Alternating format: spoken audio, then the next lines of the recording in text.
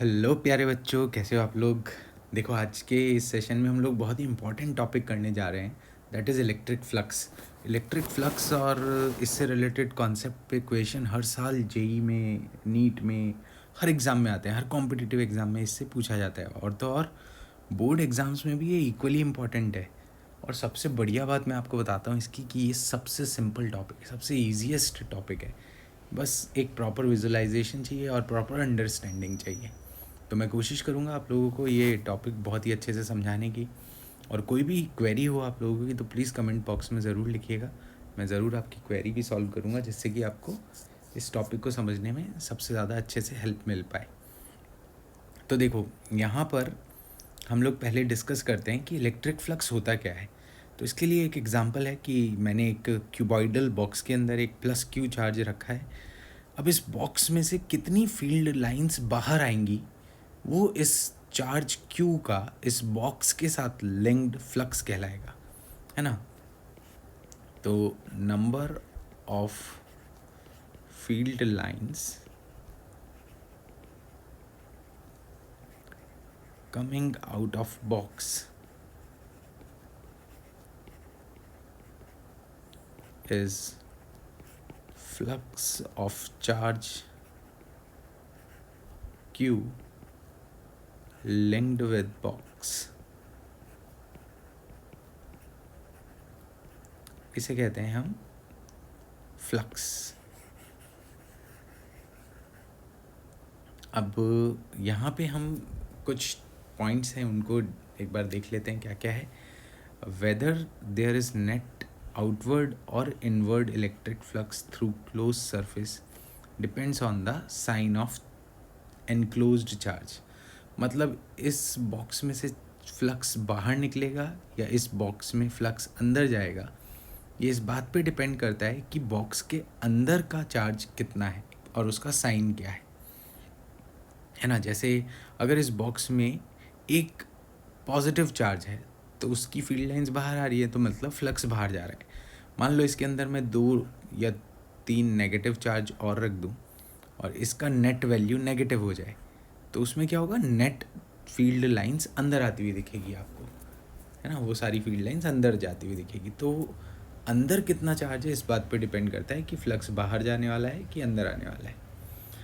दूसरा पॉइंट है, charges outside the surface do not give net flux. बहुत ही सिंपल सी बात है यार। देखो, ये मान लो एक क्लोज्ड सरफेस है, यहाँ पर एक प्लस क्यू चार्ज रखा है।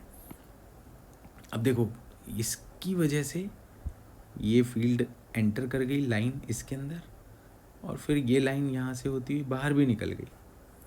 तो इम्पॉर्टेंट क्या हो गया यहाँ पर कि भाई कोई भी चार्ज जो बाहर रखा होता है ना, उसकी वजह से फ्लक्स पे कोई असर नहीं होता, कोई फ़र्क नहीं पड़ता, क्योंकि अंदर जाने वाले फ्लक्स को मैं नेगेटिव फ्लक्स काउंट करूँगा, तो इसमें नेगेटिव 4 लाइंस और पॉजिटिव भी 4 lines. There is no change in the net flux, है ना।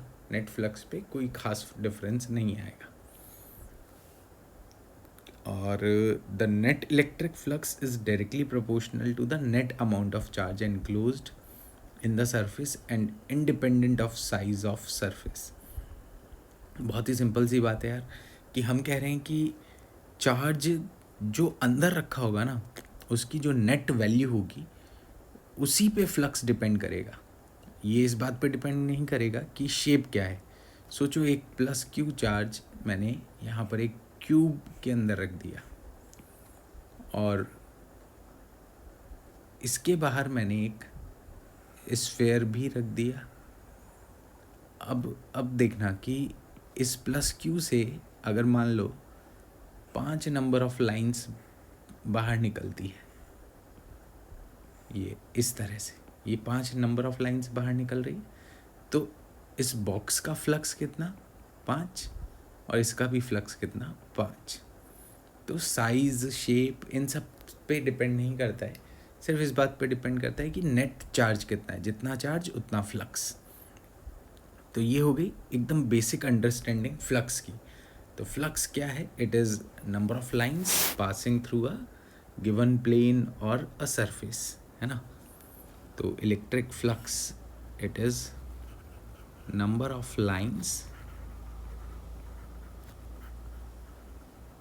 passing through a given surface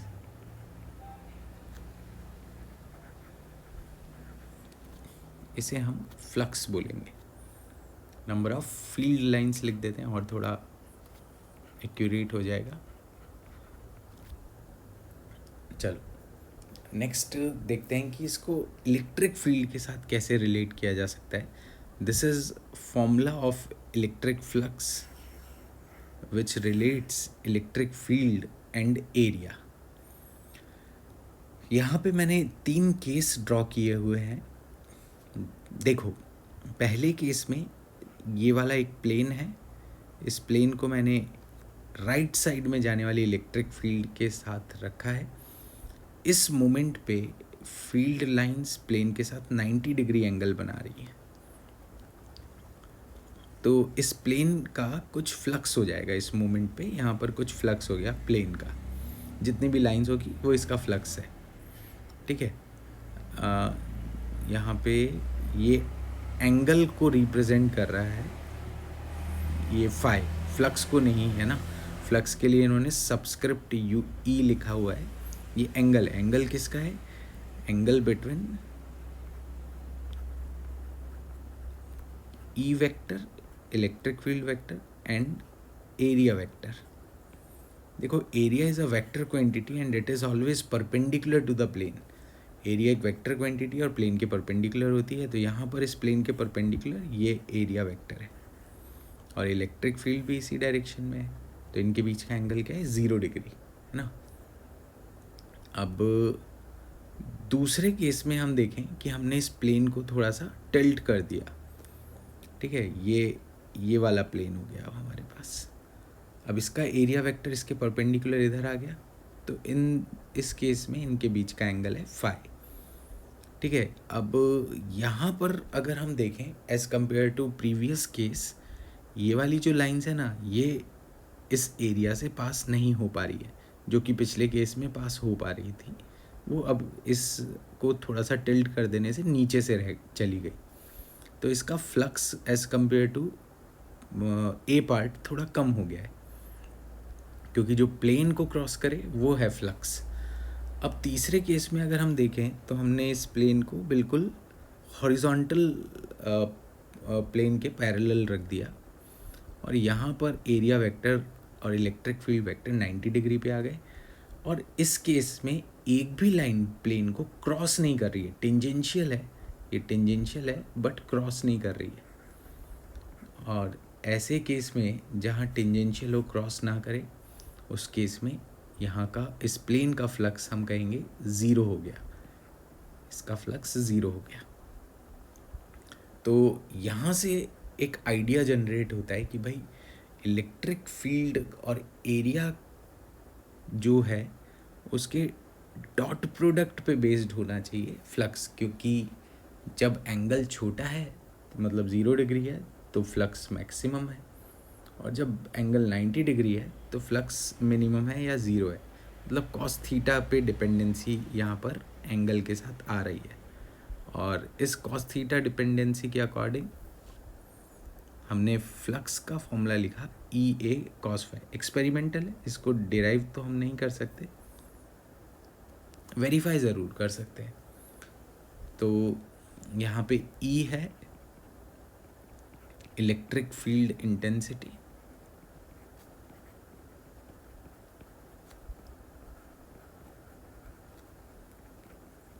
ए है area vector,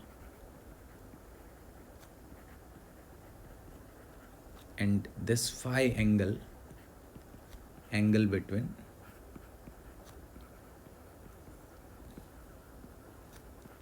E vector and A vector. तो ये यहाँ पर कंडीशंस आ जाती हैं. ठीक है. तो इलेक्ट्रिक फ्लक्स निकालने के हमारे पास 2 तरीके हो गए. एक तो नंबर ऑफ फील्ड लाइंस को हम गिन सकते हैं, बट अगर वो अप टू स्केल नहीं दे रखी है, अगर क्वेश्चन में वो डायग्राम अप टू स्केल नहीं है या ऐसा कुछ नहीं लिखा है कि भाई हाँ ये इसकी एक्यूरेट नंबर ऑफ लाइंस है, तो हम वो मेथड नहीं लगा सकते. तो फिर दूसरा मेथड क्या हो जाएगा, दूसरा मेथड हो जाएगा कि इलेक्ट्रिक फील्ड इंटेंसिटी का एरिया वेक्टर के साथ डॉट प्रोडक्ट कैलकुलेट कर ले. That is the accurate method to find electric flux. अब देखो नॉन यूनिफॉर्म इलेक्ट्रिक फील्ड होगी तो क्या करेंगे भाई, ये तो पता चल ही गया कि इलेक्ट्रिक फ्लक्स, इलेक्ट्रिक फील्ड और एरिया के डॉट प्रोडक्ट की वैल्यू होगी, क्योंकि E A cos phi means electric field vector dot area vector. ठीक है, ये तो हमें पता चल ही गया. अब यहाँ पर मान लो कभी ऐसा हो कि ये इस तरह से कोई फील्ड दे रखी है और हमें पूछा जाए कि भाई इस एरिया से कितना फ्लक्स पास करेगा. अब यहाँ पे मान लो कि इलेक्ट्रिक फील्ड तो बदल रही है हाइट के साथ, डिस्टेंस के साथ, तो हम क्या करेंगे, यहाँ पर एक छोटे से एलिमेंट का फ्लक्स निकालेंगे और इस स्मॉल एलिमेंट के फ्लक्स को हम डी ऑफ फाई ई बोल देंगे, क्योंकि स्मॉल एलिमेंट है ना. तो इस स्मॉल एलिमेंट का फ्लक्स क्या हो जाएगा, उस एलिमेंट की electric field into area vector का डॉट प्रोडक्ट. और अगर मुझे टोटल फ्लक्स बताना है तो फाई ई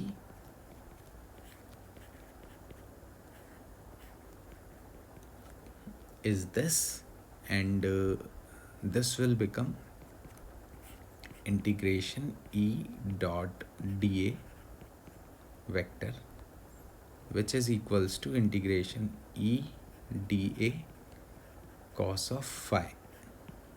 तो ये वेरिएबल इलेक्ट्रिक फील्ड का एक्सप्रेशन हो जाएगा. इसको हम E cos phi into D भी लिख सकते हैं, मतलब perpendicular component of electric field into D या ई डॉट डी का इंटीग्रल, कुछ भी हम यूज़ कर सकते हैं वेरिएबल केस में. बहुत ही सिंपल सा कॉन्सेप्ट होता है ये वेरिएबल वाला. अब देखो इसको वेरिफिकेशन जो मैं बता रहा था कि हम इसको वेरीफाई कर सकते हैं बट कैलकुलेट नहीं कर सकते. फॉर एग्जांपल हमें मान लो एक स्फीयर का फ्लक्स निकालना है ड्यू टू अ चार्ज, तो कैसे करेंगे, तो flux phi E is equals to integration of E dot dA है ना. मैंने क्या किया, इसकी सरफेस पे एक एलिमेंट ले लिया, ये स्फेयर है, ये इसकी सरफेस है, आर रेडियस है और इस पे एक एलिमेंट ले लिया. तो यहाँ पर देखो इलेक्ट्रिक फील्ड भी रेडियली इसी डायरेक्शन में आएगी क्योंकि पॉइंट चार्ज है, और एरिया वेक्टर भी इसी डायरेक्शन में आ गया. तो हम ऐसा लिख देंगे, it is E D A cos zero, है ना. ये डॉट प्रोडक्ट था, यहाँ पे कॉस ज़ीरो आ गया. अब यहाँ मैं electric field due to a point charge लिख सकता हूँ K Q by R square और dot D A into cos zero is one. अब देखो इस पूरे स्फेयर पे के कांस्टेंट, क्यू कांस्टेंट और डिस्टेंस कांस्टेंट, क्योंकि स्फेयर का कोई भी पॉइंट लूँगा तो आर रेडियस पे ही आएगा और इंटीग्रेशन में डी ए बन गया. अब ऐसे पूरे स्फेयर के लिए इंटीग्रेशन डी ए करूँगा तो पूरे स्फेयर का सरफेस एरिया बन जाएगा. तो पूरे स्फेयर का surface area 4 pi r square. तो it is 1/4 pi epsilon naught into 4 pi q. This becomes q by epsilon naught. This is electric flux जो हमने एक पॉइंट चार्ज के लिए निकाला. और ये क्या रिप्रेजेंट कर रहा है, देखो इसका फिजिकल सिग्निफिकेंस क्या है.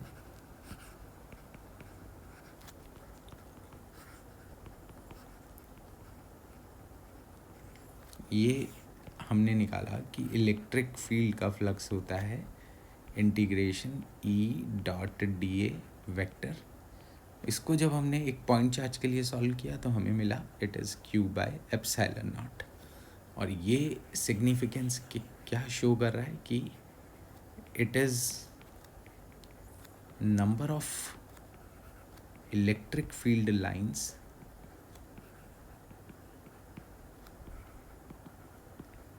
passing through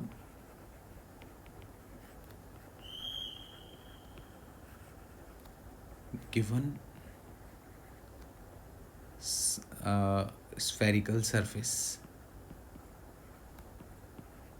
ठीक है। ये नंबर ऑफ लाइंस को रिप्रेजेंट कर रहा है, मतलब एक चार्ज से कितनी नंबर ऑफ लाइंस निकलेगी वो सारी इस सरफेस से पास करेगी। तो number of field lines associated with charge q is flux, and that is equals to q by epsilon naught। यही नंबर ऑफ लाइंस को हम फ्लक्स बोलते हैं और यही चीज़ q by epsilon naught है। तो ये एक सिंपल सा कॉन्सेप्ट हो गया कि हम एक चार्ज के साथ एसोसिएटेड नंबर ऑफ लाइंस को q by epsilon naught लिख सकते हैं। For example let us suppose हमारे पास 1 कूलम चार्ज है। अभी हमसे पूछा जाए कि भाई 1 कूलम चार्ज से कितनी नंबर ऑफ लाइंस हम ऐसे ओरिजिनेट करते हुए बना सकते हैं। ये 3 डायमेंशनल स्पेस में होगा, सब तरफ ओरिजिनेट हो रही होगी। तो total number of lines will be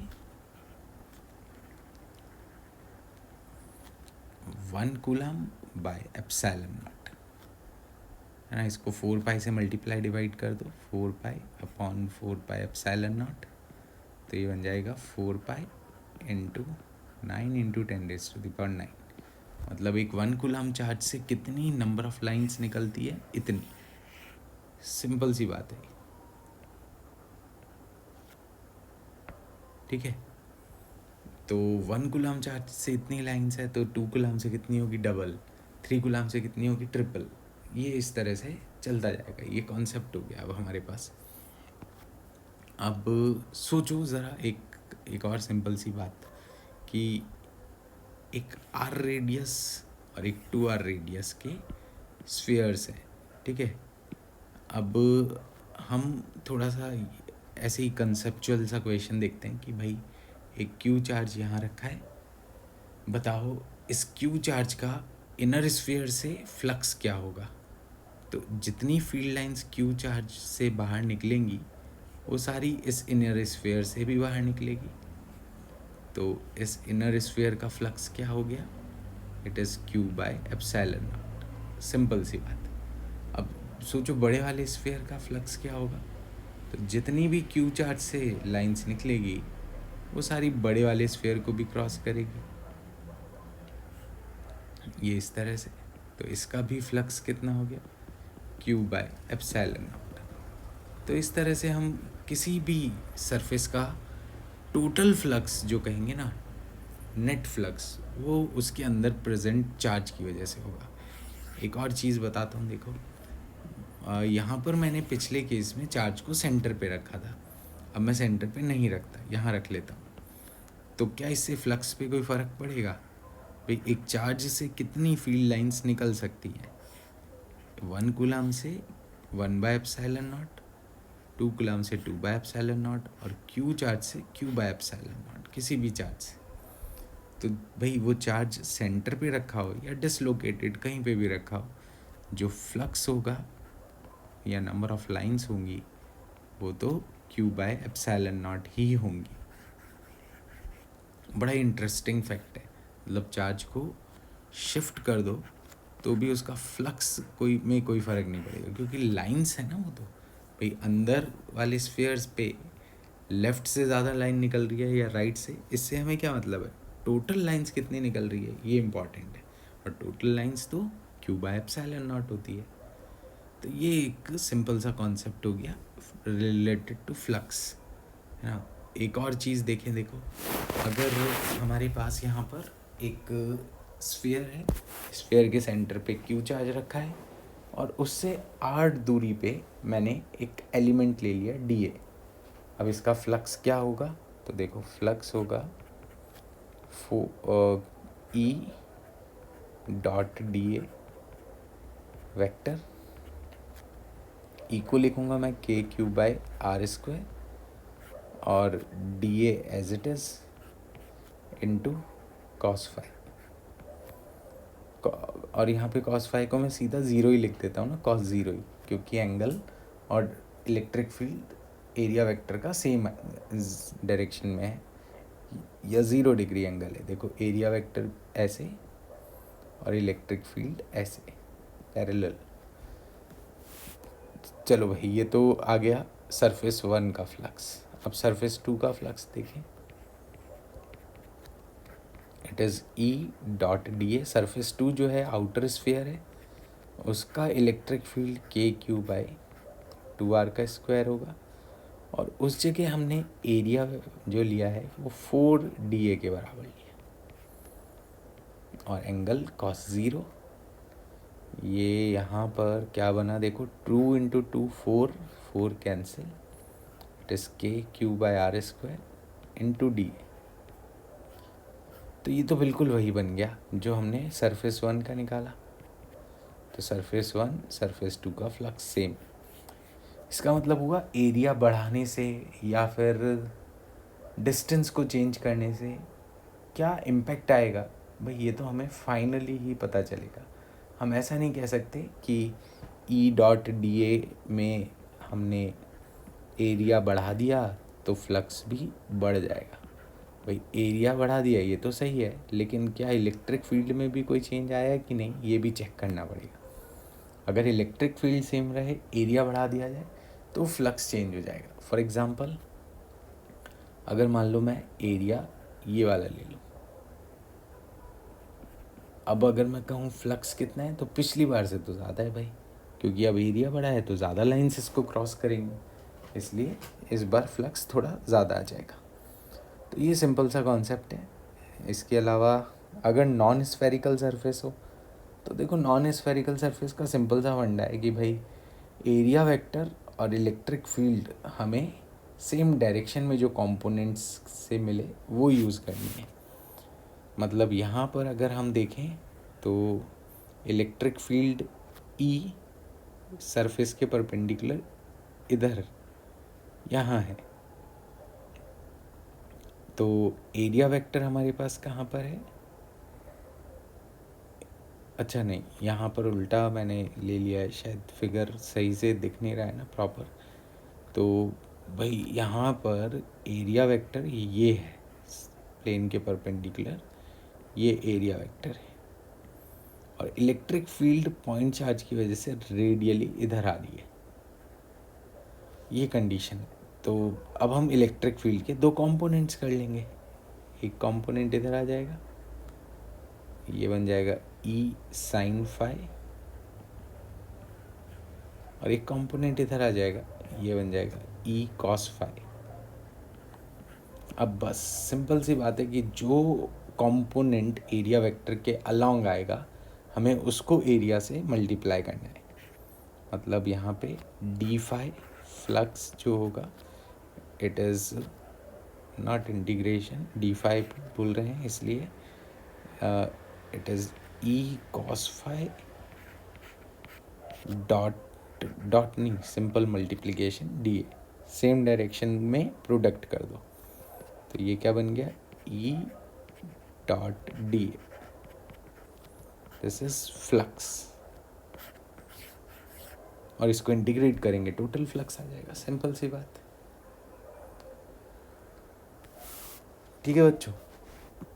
अब यहाँ पे अगर हम इस डायग्राम को देखें तो देखो ये भी यही चीज़ शो कर रहा है। ये बता रहे हैं कि हम इलेक्ट्रिक फील्ड जो कि इस डायरेक्शन में आई है, या तो हम इसके कंपोनेंट कर लें और यहाँ आ जाए ई कॉस फाई, और इसी डायरेक्शन में प्लेन के परपेंडिकुलर डी ए वेक्टर भी होगा, तो दोनों का प्रोडक्ट कर देंगे E cos phi into D A gives us electric flux. ठीक है, तो दूसरा यहाँ पे एरिया का कंपोनेंट कर रखा है, तो मतलब हम चाहे तो फील्ड का कंपोनेंट करें या एरिया का करें, बस ये ध्यान रखना है कि इलेक्ट्रिक फील्ड की जो डायरेक्शन है एरिया वेक्टर का भी वही डायरेक्शन होगा, तो उनके प्रोडक्ट को हम इलेक्ट्रिक फ्लक्स में लिख सकते हैं। तो आई होप बच्चों आप सभी लोगों को ये वाला सब कॉन्सेप्ट्स अच्छे से समझ में आ गए होंगे। नेक्स्ट लर्निंग सेशन में हम लोग इसके रिगार्डिंग कुछ न्यूमेरिकल्स डिस्कस करेंगे, कुछ प्रॉब्लम्स देखेंगे, जिससे कि इसमें अंडरस्टैंडिंग और बेटर हो पाए। Thank you so much for joining the session. See you all next time. Take care. Goodbye.